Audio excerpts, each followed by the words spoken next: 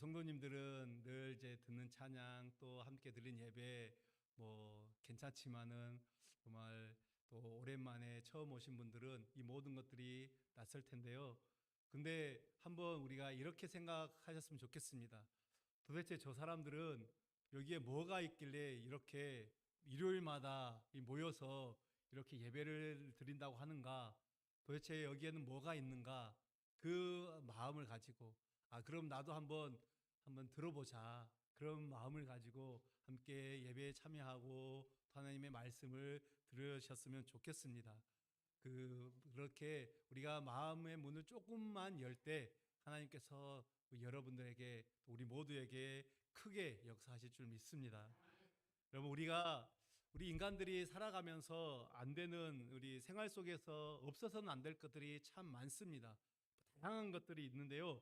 그 중에서 정말 중요하지만 평소에는 우리가 그것을 중요하다라고 생각하지 않은 것이 있습니다.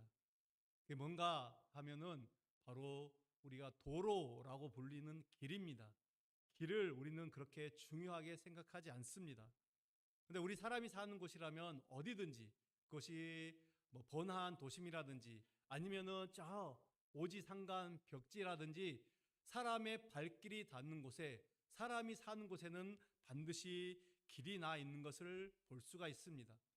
그래서 길이 없으면은 우리가 가고 싶은 곳을 갈 수가 없습니다. 꼭 가야만 하는 곳도 길이 없으면 가지를 못하는 것입니다. 이처럼 소중한 것이 길이고 또 이 길이 없이는 하루도 살 수가 없는데 우리는 이런 것에 이 길의 고마움을 모르며 또 잊으며 살 때가 많습니다. 저는 오늘 여러분들과 함께 이 길에 대한 이야기를 나누고 싶습니다. 우리가 살면서 만나게 되는 길, 소위 말하는 인생길이다라고 그렇게 이야기합니다. 인생은 나그네 길, 뭐 이런 것처럼 그 인생길, 우리가 그 인생길을 어떻게 헤쳐나가야 하는지, 우리가 어떤 길을 만나게 되는지 이런 부분들을 함께 나누기를 원합니다. 먼저 우리가 생각해 볼 것은 우리 인생에는 막힌 길이 있다라는 것입니다. 막혀 있는 길이 막혀 있는 경우가 있다라는 것이죠. 벌써 이제 십수년이 된 것 같습니다만, 오래전에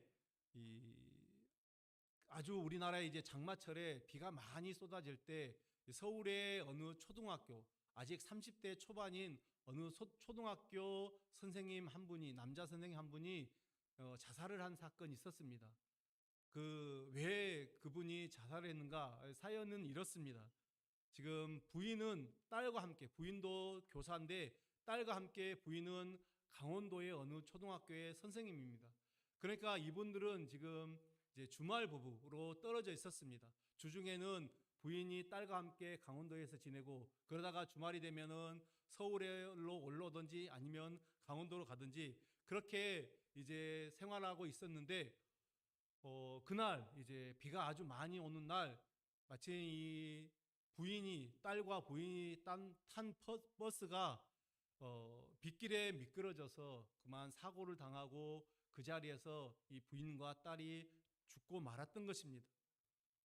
이 막힌 길, 이 남자 선생님은 이제 자신의 인생이 막힌 길을 만났다라고 생각하고 나서 결국 그 인생을 견딜 수가 없어서 그 견딜 수 없는 고통과 슬픔 속에서 극단적인 그 선택을 했다라고 그렇게 기사가 난 적이 있습니다.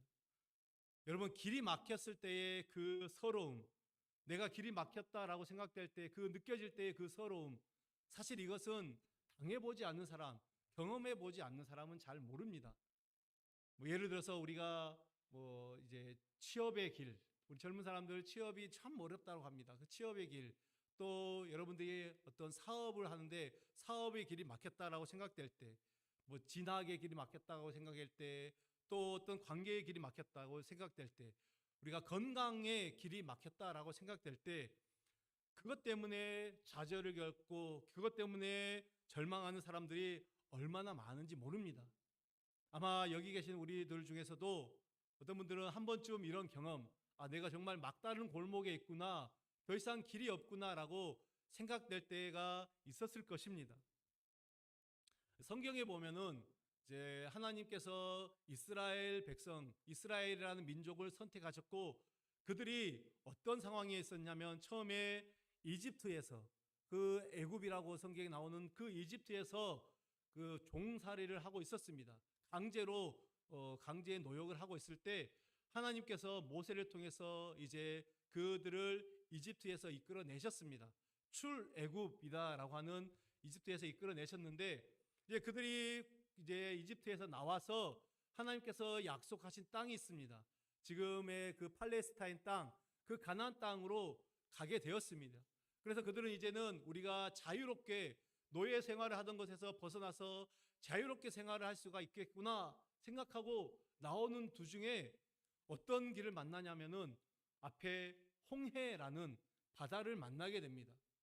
좌우에는 높은 산이 있어서 그리고 뒤쪽에서는 이제 도망치는 그 이스라엘 민족들을 쫓아오는 애굽의 그 이집트의 군대가 있었습니다. 이렇게 진퇴양난의 상황 속에서 어떻게 갈 길이 없는 그 상황 속에서 많은 사람들이 절망을 합니다. 어떤 사람들은 여기서 이제 우리가 죽고 마는구나 탄식을 했겠죠. 어떤 사람은 공포에 얼굴이 새파랗게 질렀을지도 모릅니다. 어떤 사람은 발을 동동 구르며 도대체 이 일을 어떻게 해야 되는가? 급기야 사람들이 이제 분노합니다. 왜 우리를 이끌어냈는가? 어제 원망하기 시작합니다. 그런 이스라엘 백성들을 향해서 이 모세, 이스라엘 지도자 모세가 이야기를 합니다. 너희는 두려워하지 말라. 가만히 서서 하나님께서 너희들에게 베푸시는 구원을 경험하라. 이렇게 외칩니다. 여러분, 길이 막혔다고 생각될 때 우리는 그 이스라엘 백성들처럼 당황하기가 쉽습니다. 우왕좌왕하기 쉽고요. 공포에 빠지기 쉽습니다. 때로는 절망하기도 하는 것입니다. 그러나 그때야말로 우리의 눈을 들어서 하늘을 바라봐야 될 때입니다. 사방이 막혀도 하늘은 열려 있습니다. 그 하나님을 바라봐야 된다라는 것이죠. 그래서 이 모세의 말대로 이스라엘 백성들이 하나님을 바라봤을 때 하나님께서는 그 길에 놀라운 기적을 베푸셨습니다. 그 홍해의 바닷길을 완전히 가르셨습니다. 그리고 이스라엘 백성들이 그 길로 지나가게 하셨습니다. 전혀 길이 없는 곳에서, 길이 없는 것 같은 곳에서 길을 내셨습니다. 그렇습니다. 길이 있습니다.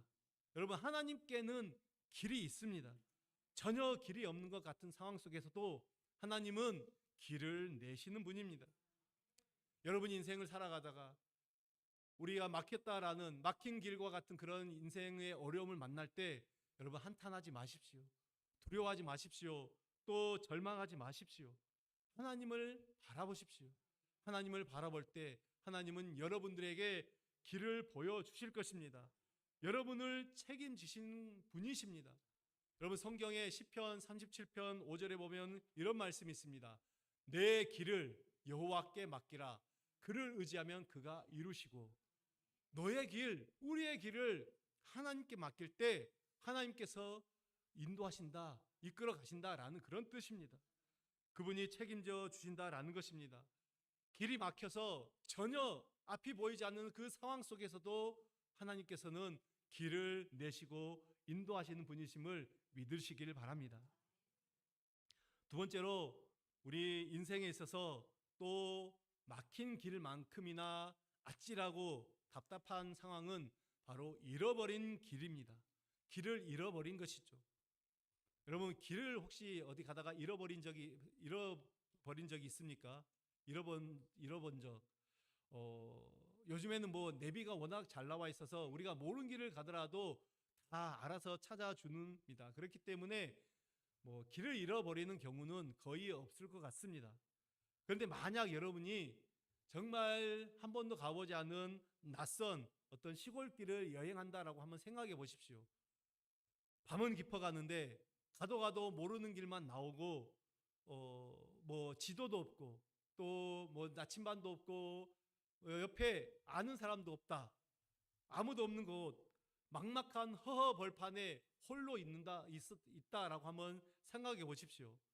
얼마나 아찔합니까? 정말 소름이 끼치도록 아찔할 것입니다. 저는 어렸을 때 아마 초등학교를 들어가기 전이었던 것 같습니다. 어머니를 따라 이제 시장에 갔다가 길을 잃어본 적이 있습니다. 뭐 딴 데 이제 시장에 여러 이것저것 구경하다가 정신이 팔렸는지 어머니를 순간 제 시야에서 놓쳐버린 것이죠. 그래가지고 좀 지나다 보니까 어머니가 보이지 않습니다. 제가 뭐 이것저것 구경하다가 막 갔겠죠. 어머니가 물건을 고르고 있는 사이에 저는 다른 것을 보다가 어머니를 놓쳐버린 것입니다. 그 순간 제가 얼마나 무서웠는지 모릅니다. 터져 나오는 울음을 참고, 사실 이거는 제가 정확한 기억은 없습니다. 제가 울었는지 아니면 울지 않았는지는 잘 모르겠습니다만은 아마 울었을 것 같습니다. 제가 어렸을 때 좀 울보 있었습니다. 근데 그 어쨌든 간에 제가 그 순간에 제가 했던 것이 뭐냐면은 그 제가 왔던 길을 되돌아갔습니다. 계속해서 기억에 더듬어서 가다가 보니까 어머니하고 들렸던 그 가게가 나왔어요. 그래서 그 가게에 가서 이제 내가 더 이상 돌아다니면은 또 안 되겠다 싶어서 가게에 가서 앉아 있었습니다. 근데 당시는 뭐 핸드폰도 없고 연락처가 없지 않습니까? 무작정 기다렸습니다. 그랬더니 이제 어머니도 저를 찾다가 여기저기 돌아다녔던 것 같아요. 그러다가 이제 그 가게에 오셔서 제가 이제 어머니를 만난 적이 있습니다. 제 기억에는 모르겠습니다. 그 시간이 뭐 길어야 한두 시간이었을 것 같고 아니면 어쩌면 그보다 더 짧은 시간이었을지도 모르겠습니다. 근데 얼마나 제가 무서웠던지요. 아직도 벌써 대략 한 40년 정도가 지난 것 같은데 그때 그 사건을 기억하고 있다는 것은 마음 가운데 굉장히 그런 충격으로 남아 있었습니다. 여러분, 길을 잃어버린다라는 것 굉장히 두려운 것입니다. 그래서 아이들이 길을 잃었을 때는 대부분 아이들이 다 울게 됩니다. 뭐 흐느껴 울든지 소리내어 울든지 울게 되어 있습니다. 길을 잃었다고 생각하니까 무서운 생각이 드는 것이죠. 근데 여러분, 어린아이들만 그렇습니까? 어른들도 마찬가지입니다.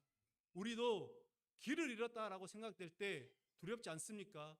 내가 어떻게 해야 되나? 무엇을 해야 되나? 캄캄하고 앞이 보이지 않습니다. 남극의 탐험가 리처드 버드 해군 소장이 이 남극 탐험 도중에 이제 그 남극의 그 어두움 속에서 길을 잃었을 때 이렇게 말을 했습니다. 나는 길을 잃었다는 것을 알았다. 그리고 길을 잃었다는 무서운 생각이 들었다. 그렇습니다, 여러분. 길을 잃는다는 거 무서운 것이죠. 두려운 것입니다. 근데 여러분, 길을 잃은 것보다 더 무섭고 더 두려운 것이 있습니다. 그것은 길을 잃었음에도 불구하고 내가 길을 잃었다는 것을 모르는 것입니다. 그것이 더 무서운 것입니다. 1983년 269명의 그 승객을 태운 카일기조 대한항공이 이제 미국의 북쪽의 그 알래스카주에 있는 앵커리지 그 공항을 출발해서 우리 한국의 김포공항으로 출발을 하고 오고 있었습니다. 그 비행기는 아무런 문제가 없이 잘 날고 있는 것처럼 보였습니다. 비행기 안에 있는 승객들도, 그 다음에 승무원들도, 심지어는 기장조차도 지금 비행기가 잘못된 길을 가고 있다, 자신들이 길을 잃었다라는 것을 새까맣게 모르고 있었습니다. 죽음의 길로 가고 있는데도 비행기 안에 모든 사람들은 마냥 태평했고 마냥 평안했습니다. 어떤 사람들은 잠을 자기도 하고요. 어떤 사람들은 친구들과 이야기도 하고 또 음식을 먹기도 하고 여러 가지 자신들의 할 일을 하고 있었던 것이죠.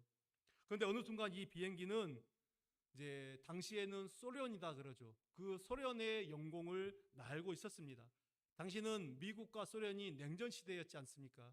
그렇기 때문에 아직 소련이 붕괴되기 이전이었기 때문에 그 소련의 방공망에 이 비행기가 들어왔을 때 이 소련은 그게 미국의 정찰기다라고 판단을 했습니다.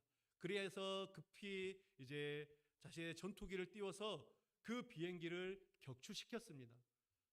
전원 269명 전원, 우리 승무원들, 기장 포함 모든 자들이 다 그 사고로 목숨을 잃고 말았습니다. 여러분, 이보다 더 안타까운 일이 어디 있습니까? 이보다 더 어떤 처절한 모습이 어디 있겠습니까? 길을 잃었는데 길을 잃은 것조차도 모르고 그냥 그 길을 가고 있습니다. 가면 안 되는 길인데 그것조차도 모르고 태연스럽게 그 길을 가고 있었던 것입니다. 그래서 성경에서 잠언 14장 12절에는 이렇게 말하고 있습니다.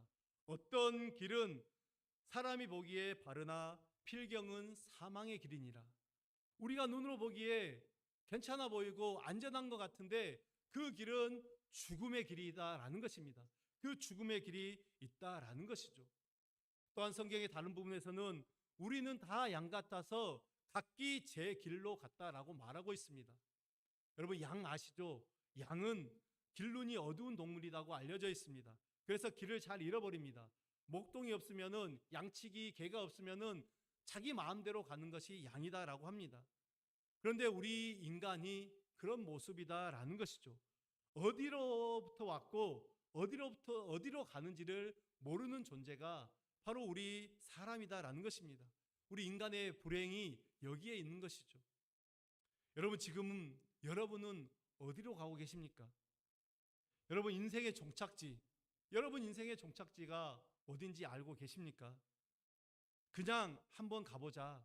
내가 그 끝은 모르지만 그냥 달려보자. 여러분, 이런 생각으로 가서는 안 될 것입니다. 이 서양 속담에 잘못된 길에 들어서면 달려도 소용이 없다라는 말이 있습니다. 내가 잘못된 길을 걸어가는 순간, 들어선 순간 그 길을 아무리 달려도 그것은 잘못된 것으로 갈 수밖에 없다라는 것이죠. 우리가 남들보다 더 열심히 쉬지 않고 달려도 만약 그 길이 잘못된 길이면 오히려 달리면 달릴수록 더 손해입니다. 빨리 가면 갈수록 더 손해라고 잘못되어 갈 뿐이다라는 것입니다. 여러분, 혹시 잃어버린 길 위를 달려가고 있지는 않습니까? 우리 인생이, 여러분의 삶이 마치 잃어버린 것 같은데 그럼에도 불구하고 그냥 가고 있지는 않습니까? 정신없이, 정처없이 남들이 다 가는 것 같으니까 그 길로 가고 있지는 않는지 우리 인생길을 한번 돌아보셨으면 좋겠습니다. 그리고 길을 찾으십시오. 제대로 된 길, 안전한 길, 생명길을 찾아야 됩니다. 마지막으로 우리가 한번 생각해 볼 것은 이제 우리 인생에는 두 갈래의 길이 있다라는 것입니다. 성경은 우리 인생에 두 갈래의 길이 있다라고 분명히 말합니다. 하나는 넓은 길입니다. 하나는 반대로 좁은 길입니다. 우리는 어떤 길을 선택할 때, 우리가 어떤 목적지를 간다고 할 때 어떻게 선택합니까? 그 길이 반듯하냐, 구불구불하냐, 혹은 포장이 되어 있는가, 아니면 비포장인가, 대로인가, 아니면 조그만한 길인가, 가까운가, 먼가, 어느 길로 가야 될지 좋은가. 그래서 가장 좋은 길, 가장 편안한 길, 안전한 길을 선택하는 것이 바로 우리의 모습입니다. 여러분, 그러나 더 중요한 것이 있습니다. 그것보다 훨씬 더 중요한 질문이 있습니다. 그것은 우리가 가는 그 길이 생명길인가 아니면은 사망의 길이냐, 이것을 우리는 아셔야 됩니다.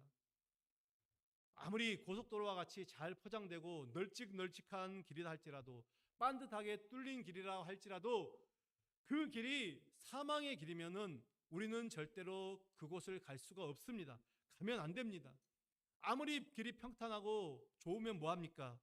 결국 죽음의 길, 그 끝에서 죽음이다라고 하면 우리는 절대로 그 길을 가서는 안 되는 것입니다.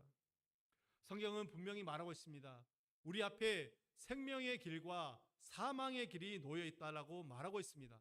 다른 말로 축복의 길, 저주의 길을 말씀하고 있습니다. 어느 길을 선택할 것인가 우리가 선택해야 됩니다. 하나님이 우리에게 그 선택권을 주셨습니다. 어떤 길을 선택하느냐, 그 길을 선택하는가에 따라서 우리 인생은 두고두고 큰 차이를 가지게 되는 것입니다. 그러므로 우리는 옳은 길, 바른 길을 선택해야 되는 것입니다. 여러분, 어느 누구도 우리가 사망의 길을 가기를 원하는 사람은 아무도 없습니다. 내가 몰라서 그렇지, 안다면은 누구나 다 생명길, 그 길이 조금 힘들고 험할지라도 생명의 길로 가려고 할 것입니다. 그렇다면 우리 인생에 있어서 그 어떤 것보다 중요한 것은 길을 아는 것입니다. 어느 길이 생명의 길인지 그것을 아는 것입니다. 여러분, 근데 우리가 어느 길이 생명의 길인지 한 번도 살아보지 않는 인생인데 우리가 그 길을 어떻게 알 수가 있습니까? 어느 길이 참 길인지 생명 길인지 우리 인생 속에 뭐 어떤 인생의 이정표가 붙어 있는 것도 아닌데 어떻게 여러분 그 길을 알 수가 있겠습니까? 사실 오늘 본문, 오늘 성경 말씀 요한복음에 보면은 이제 우리 이 6절에 앞서서 5절의 말씀에 도마가 그렇게 질문을 했습니다. 도마가 이르되 주여 주께서 어디로 가시는지 우리가 알지 못하거늘 그 길을 어찌 알겠사옵나이까? 우리가 길을 모릅니다. 길을 모른다라는 것이죠. 어디를 가야 될지 모른다라는 것입니다. 도마의 이 질문, 수많은 사람들의 질문입니다. 오늘 우리의 질문이기도 할 것입니다. 과연 나는 어느 길로 가야 되는가? 내가 살아가는 길이, 이 생명길이 어디인가? 길이 어디에 있습니까? 아무리 보아도 보이지 않습니다. 길이 보여야 가지요. 지금 이 질문입니다. 그럴 때 오늘 예수님께서 대답하셨습니다. 오늘 예수님께서 뭐라고 말씀하십니까? 내가 곧 길이다. 내가 곧 길이다 라고 말씀하셨습니다. 영어로는 I'm the way입니다. The way. 예수님은 I'm a way. 내가 하나의 길이다 라고 말씀하지 않으셨습니다. 내가 길이다. I'm the way. 내가 그 길이다. 다시 말하면 내가 곧 길이다. 내가 유일한 길이다. 이렇게 말씀하셨습니다. 여러분, 예수님은 우리가 여러 가지 길 중에 선택할 수 있는 하나의 길이 아닙니다. 다른 말씀을 드리자면은 우리가 다른 여러 가지의 구원의 방법이 있다라는 게 아닙니다. 한 가지밖에 없다라는 것입니다. 그분이 바로 길 자체가 되십니다. 유일한 길입니다. 그렇기 때문에 우리는 어디로 가는지, 우리 인생길, 나는 지금 어디를 향해 가고 있는가 모를 수도 있습니다. 그러면은 그 길 대신, 유일한 길 대신 예수님을 따라가면 되는 것입니다. 그분을 따라가면 우리 모두는 영생으로 가는 줄 믿습니다. 예수님만 믿으면 우리는 영원한 천국을 살게 된다라는 것입니다. 여러분, 이것들을 우리가 믿음으로 받으시기를 간절히 바랍니다. 여러분, 길을 찾으셨습니까? 우리가 가끔 이 세상을 이야기할 때, 이 세상을 표현할 때 정글과 같은 세상이다, 그런 말을 쓰는 것을 보게 됩니다. 이 정글과 같은 세상에서 아무리 둘러봐도 길이 보이지 않고 어디가 길인지 알 수 없는 그 상황에서 우리는 길을 찾아야 되는데, 제대로 된 생명길 여러분 찾으셨습니까? 아멘입니까? 네, 예수 그리스도가 온전한 우리의 참된 길이 되는 줄 믿습니다. 예수님은 우리에게 길을 보여주시기 위해서, 아니 길이 되기 위해서 이 땅에 오셨습니다. 우리는 모두 길을 가는 자들입니다. 어디를 가는지 알 수 없지만 그 길을 가는 자들, 여러분 누구와 함께 가시겠습니까? 예수님이 여러분과 함께 하신다라는 것을 기억하십시오. 생명의 길, 그 죽음의 길, 두 갈래길에서 여러분들 생명이 되시는 예수 그리스도를, 그분을 우리의 마음에 모셔드리기를 간절히 바랍니다.